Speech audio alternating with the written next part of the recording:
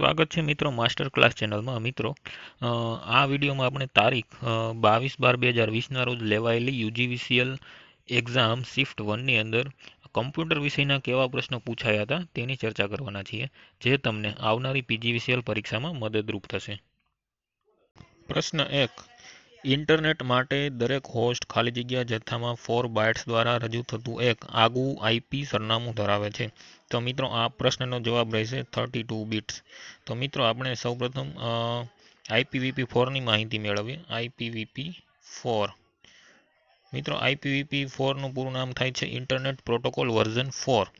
IPv4માં 4 ભાગ હોય છે. આવી રીતે 4 ભાગ હોય છે, જેનો દરેક ભાગ 8 બીટનો બનેલો હોય છે. 8 બીટ. એવી રીતે ટોટલ 32 બીટનું બનેલું હોય છે. આ ચારેય ભાગ ટોટલ 32 બીટના બનેલા હોય છે. IPv4ની અંદર એડ્રેસમાં ડેસિમલ અંક વપરાય છે મિત્રો. એવી જ રીતે મિત્રો IPv6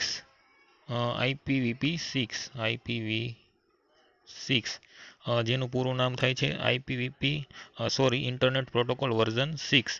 મિત્રો આ IPv6 એ 128 બીટનું બનેલું હોય છે. IPv6ના એડ્રેસમાં હેક્સાડેસિમલ અંક વપરાય છે. નેક્સ્ટ પ્રશ્ન નંબર 2. ઈસવીસન 1642માં ગણતરી કરવા માટેના મશીનની રજૂઆત કોણે કરી હતી? તો મિત્રો આ પ્રશ્નનો જવાબ આવશે બ્લેઝ પાસ્કલ. બ્લેઝ પાસ્કલે 1642માં ગણતરી કરવા માટેના મશીનની રજૂઆત કરી હતી. મિત્રો પાસ્કલાઇન વિશે માહિતી મેળવીએ કે ઈસવીસન 1642માં સરવાળા તથા બાદબાકી કરવા માટે ફ્રેન્ચ વૈજ્ઞાનિક બ્લેઝ પાસ્કલે ગણતરી કરવા માટે એક યંત્ર શોધ્યું. તેને આપણે પાસ્કલાઇન કહીએ છીએ. મિત્રો પાસ્કલાઇન એ વિવિધ હારબંધ ધરી પર ગોઠવેલું ચક્રોનું બનેલું હોય છે, જે ચક્રોનું પરસ્પર દાતાની સહાયથી ફરતું હોય છે. તો પ્રથમ મિકેનિકલ કેલ્ક્યુલેટર કે મૂળભૂત કેલ્ક્યુલેટર, જેને આપણે પાસ્કલાઇન કહીએ છીએ. મિત્રો આ એ જ કેલ્ક્યુલેટર છે જેને આપણે પાસ્કલાઇન તરીકે ઓળખીએ છીએ, જેની શોધ પાસ્કલે કરેલી હતી. નેક્સ્ટ પ્રશ્ન નંબર 3. ખાલી જગ્યા એ સ્ત્રોતોની સૂચિ છે જે સામાન્ય રીતે દસ્તાવેજના અંતમાં મૂકવામાં આવે છે, જેનો તમે દસ્તાવેજ બનાવવા માટે ઉપયોગ કર્યો હતો અથવા જેનો સંદર્ભ ટાંક્યો હતો. મિત્રો આ પ્રશ્નનો જવાબ રહેશે બિબ્લિયોગ્રાફી. મિત્રો બિબ્લિયોગ્રાફી એ જ વસ્તુ છે, જેમ કે તમે કોઈ પ્રોજેક્ટ્સ બનાવતા હોય અથવા તો કોઈ બુક્સ બનાવતા હોય, તો તેમાં કઈ બુક્સમાંથી તમે રેફરન્સ લીધો છે તે તમે લાસ્ટમાં આખું લિસ્ટ બનાવતા હોય, તો તે લિસ્ટને શું કહેવાય મિત્રો? બિબ્લિયોગ્રાફી તરીકે ઓળખવામાં આવે છે. પ્રશ્ન નંબર 4. પ્રથમ IBM પર્સનલ કમ્પ્યુટર એક્રોન ખાલી જગ્યા ઓપરેટિંગ સિસ્ટમનો ઉપયોગ કરે છે. તો મિત્રો આ પ્રશ્નનો જવાબ રહેશે MS-DOS. MS-DOS વિશે માહિતી મેળવીએ મિત્રો. DOSનું પૂરું નામ થાય છે ડિસ્ક ઓપરેટિંગ સિસ્ટમ. માઇક્રોસોફ્ટ દ્વારા ઈસવીસન 1980માં વિકસાવવામાં આવી હતી, જે ઈસવીસન 1981માં IBM કંપનીના પીસીમાં સૌપ્રથમ કાર્યરત થઈ હતી. એટલે જ મિત્રો આ પ્રશ્નનો જવાબ રહેશે MS-DOS, જે સિંગલ યુઝર ઓપરેટિંગ સિસ્ટમ છે. ઓપરેટિંગ સિસ્ટમમાં કાર્ય કરવા માટે લખવામાં આવતી માહિતીને મિત્રો કમાન્ડ તરીકે ઓળખવામાં આવે છે. કોની અંદર મિત્રો? તો કે MS-DOSની અંદર. તો મિત્રો આ હતો પ્રશ્ન નંબર 4. હવે આગળ જોઈએ. પ્રશ્ન નંબર 5. પ્રથમ કાર્યરત મિકેનિકલ કેલ્ક્યુલેટરની રચના અને નિર્માણ કોણે કર્યા હતા? મિત્રો આ પ્રશ્નનો જવાબ રહેશે વિલ્હેમ શિકાર્ડ. ખાસ ધ્યાનમાં રાખજો, પ્રથમ કાર્યરત મિકેનિકલ કેલ્ક્યુલેટરની રચના અને નિર્માણ કોણે કર્યું હતું? તો કે વિલ્હેમ શિકાર્ડ. પ્રશ્ન નંબર 6.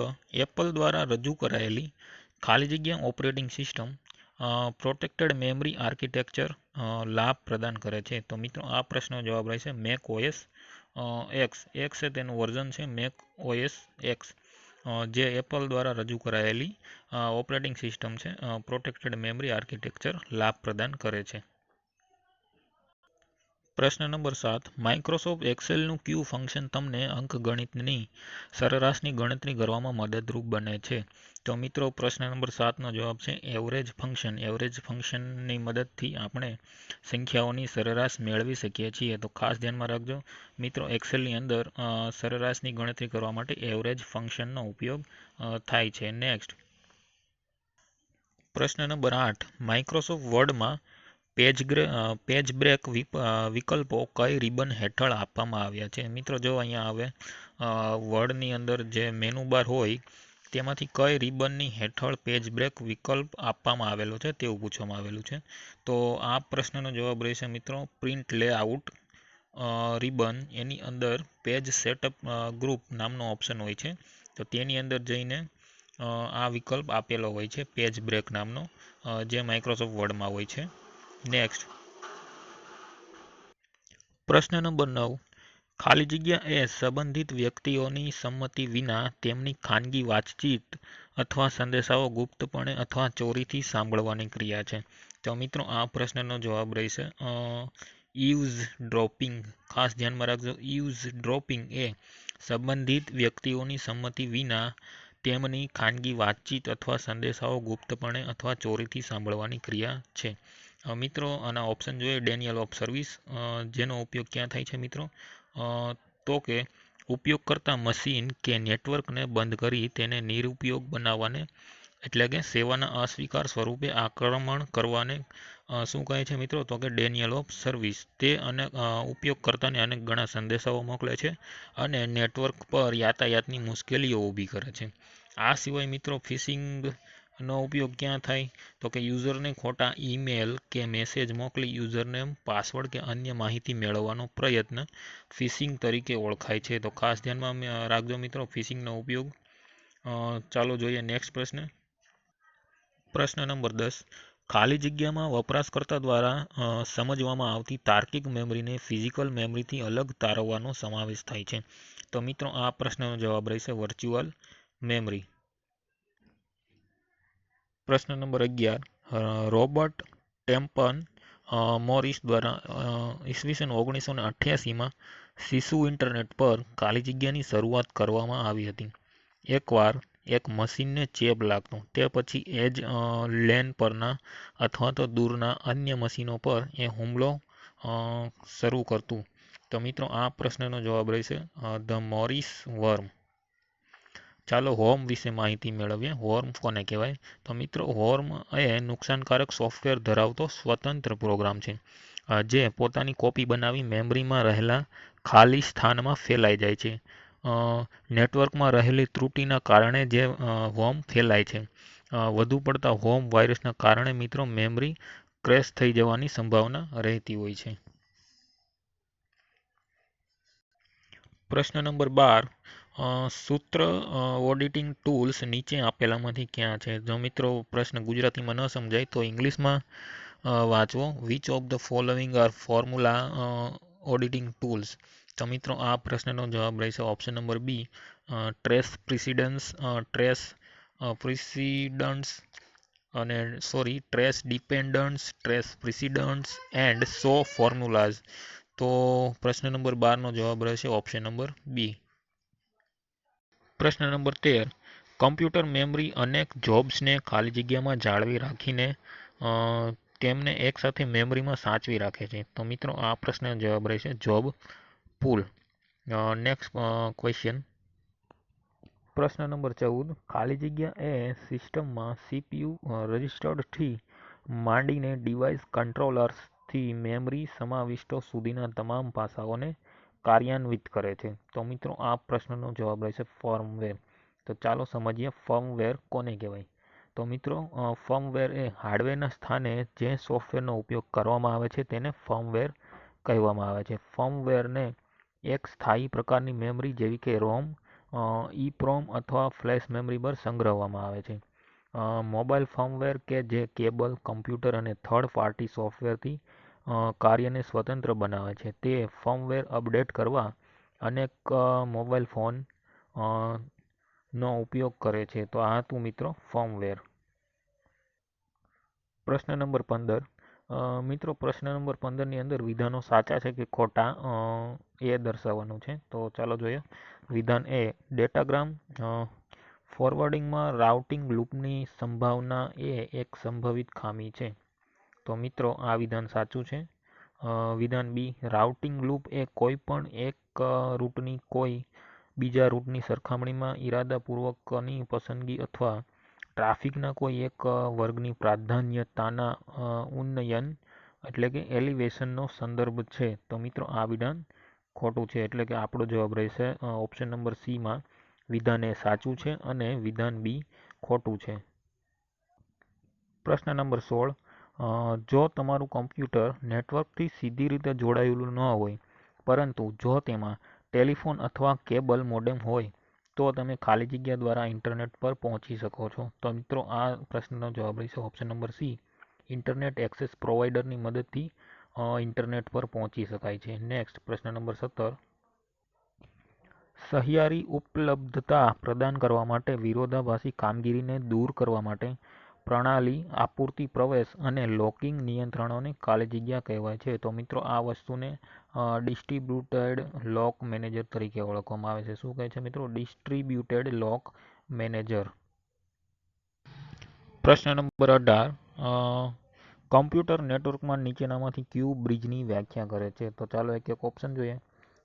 એક ઇલેક્ટ્રોનિક ડિવાઇસ જે નેટવર્ક સિગ્નલ મેળવે છે, તેમાંથી બિનજરૂરી ઘોંઘાટ દૂર કરે છે અને તેનું પુનર્જનન કરે છે. ઓપ્શન નંબર બી,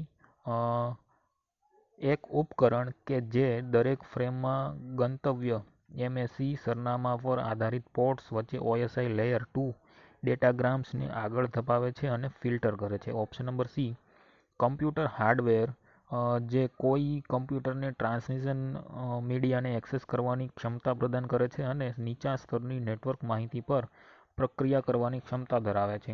option number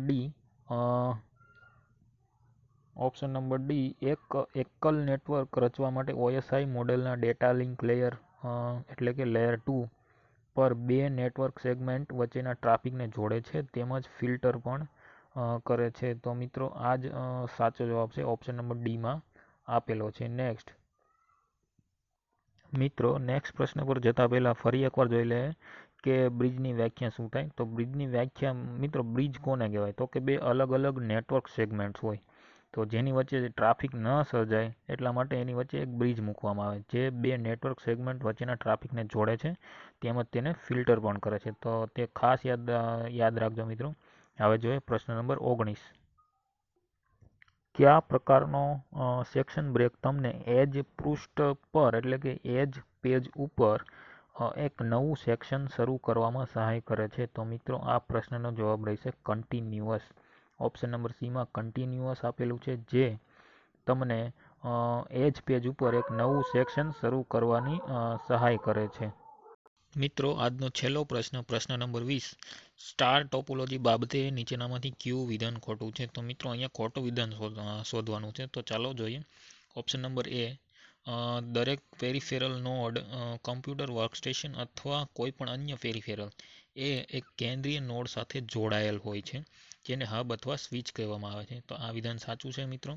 next option number બી, દરેક નોડ એ એક પિયર છે, ક્લાયન્ટ્સ અને સર્વર વચ્ચે કોઈ અધિક્રમિક સંબંધ નથી. તો મિત્રો આ વિધાન ખોટું છે, એટલા માટે આપણો જવાબ રહેશે ઓપ્શન નંબર બી. નેક્સ્ટ જોઈએ ઓપ્શન નંબર સી, નેટવર્કના એક છેડેથી બીજે છેડે જનાર સંપૂર્ણ ટ્રાફિક કેન્દ્રીય હબમાંથી પસાર થાય છે, જે સંકેતોના રિપીટર તરીકે કાર્ય કરે છે. તો મિત્રો આ વિધાન સાચું છે. Next option number D, star ટોપોલોજીનો પ્રાથમિક ગેરલાભ એ છે કે હબ નિષ્ફળતાનું એકલ બિંદુ દર્શાવે છે. તો પણ આ પણ ઓપ્શન સાચો છે. મિત્રો અહીંયા ખોટું વિધાન શોધવાનું કીધું હતું, એટલે આપણો જવાબ રહેશે ઓપ્શન નંબર બી, દરેક નોડ એક પિયર છે, ક્લાયન્ટ્સ અને સર્વર વચ્ચે કોઈ અધિક્રમિક સંબંધ નથી. તો મિત્રો આ હતા કોમ્પ્યુટર વિષયના પૂછાયેલા પ્રશ્નો યુજીવીસીએલ શિફ્ટ 1ની અંદર, જે 22 તારીખે લેવાઈ ગયેલી હતી. મિત્રો તમને વિડીયો ગમે તો લાઇક કરજો, ચેનલને સબસ્ક્રાઈબ કરજો અને મિત્રો સાથે વિડીયોને શેર કરજો.